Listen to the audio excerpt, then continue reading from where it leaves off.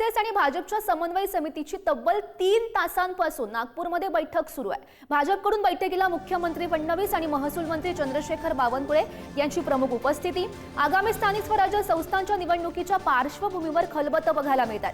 बैठकीला विदर्भातील भाजपचे सर्व आमदार आणि खासदार उपस्थित आहेत अशी ही माहिती समोर येते आहे। नागपूरमधील रेशीम बागेतील हेडगेवार स्मृती भवनात ही बैठक सुरू असल्याची माहिती मिळते आहे। या संदर्भात अधिकची माहिती जाणून घेऊयात। आमचे प्रतिनिधी मंगेश मोहिते आपल्या सोबत आहेत। मंगेश, खरं तर 8 वाजल्यापासून ही बैठक सुरू होती, 3 तास झालेले आहेत ही बैठक सुरू आहे। नेमकं काय घडतंय बैठकीदरम्यान?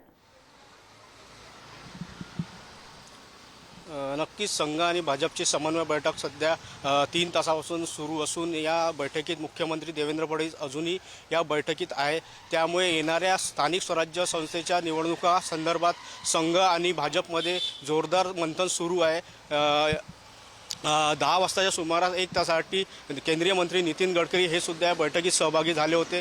गडकरी यांनी उपस्थित आमदारांना आणि भाजपच्या पदाधिकाऱ्यांना मार्गदर्शन करून निघून गेले असले तरी मुख्यमंत्री देवेंद्र फडणवीस यांच्यासह राज्य सरकारचे अनेक मंत्री या बैठकीत उपस्थित आहे। भाजपचे अनेक आमदार अजूनही बैठकीत उपस्थित असून ही बैठक आता संध्याकाळपर्यंत राहण्याची शक्यता वाटत आहे। या बैठकीत मुख्यमंत्र्यांकडून मार्गदर्शन केले जाणार आहे।